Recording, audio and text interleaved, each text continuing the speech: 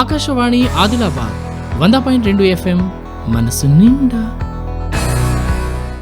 Adilabad radio కేంద్రాన్ని సందర్శించి సంతోషపడుతున్నారు ఇప్పుడు వచ్చిన శ్రోతలు. మరి మరో శ్రోత కూడా మనతో మాట్లాడడానికి సిద్ధంగా ఉన్నారు, వారిని కూడా పలకరించేద్దాం. చెప్పండి, మీ పేరు? నా పేరు సుధీర్ బాబు.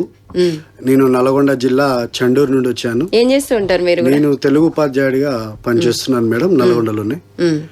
మా నల్గొండ జిల్లా చండూరుకు ఒక ప్రత్యేకత ఉంది మేడం. చెప్పండి. మన నిజామాబాద్ జైలు గోడల్లో దాశరథి గారు రాసినటువంటి పద్యాలు ఏవైతే ఉన్నాయో అగ్నిధారగా పుస్తకం రూపొందింది.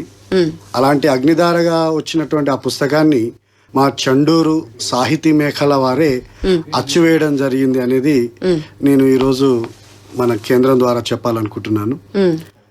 ముఖ్యంగా తెలంగాణ అంటేనే భాష.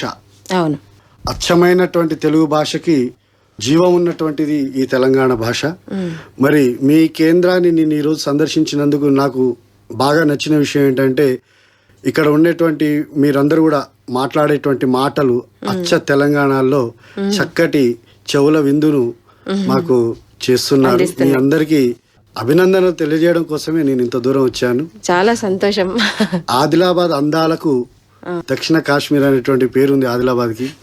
మరి ఆదిలాబాద్ అందాలను చూడాలని, అలాగే ఇక్కడ ఉన్నటువంటి చిన్న చిన్న అభయారణ్యాలు వాటన్నిటిని కూడా చూడాలనేటువంటి ఉత్సుకతతో రావడం, మీ రేడియో కేంద్రాన్ని కూడా సందర్శించడం మాకు చాలా ఆనందాన్ని ఇస్తుంది.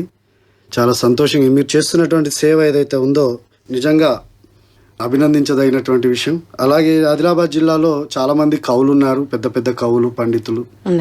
వాళ్ళలో కొంతమందితో నాకు వ్యక్తిగతంగా, అలాగే మా ఫోన్ల ద్వారా, వాట్సాప్ల ద్వారా వారితో పరిచయాలు ఉన్నాయి. ఈ రేడియో ద్వారా వాళ్ళందరికీ ఒకసారి నా నమస్కారాలు తెలియజేస్తున్నాను. ముఖ్యంగా ఈ భాషని, తెలంగాణ యాసని రక్షించుకోవాల్సినటువంటి బాధ్యత ప్రతి వారి మీద ఉంది. ముఖ్యంగా మా తెలుగు భాష ఉపాధ్యాయుల మీద కూడా ఉంది. మరి ఈరోజు ఏ టీవీకి చూసినా, ఏ సినిమాలు చూసినా కూడా భాష అనేది వంకర భాషగా మారిపోతుంది. మరి రాబోయే పిల్లలకి ఇదే భాష అనుకొని ఓ రకంగా చెప్పాలంటే అన్ని భాషలు కలగలుపుతూ ఒక ఆంగ్లము, ఒక హిందీ, ఒక తెలుగు, ఇట్లా ఒక పద్ధతి లేకుండా మాట్లాడేటువంటి పరిస్థితిలో నేటి పిల్లలు తయారవుతున్నారు.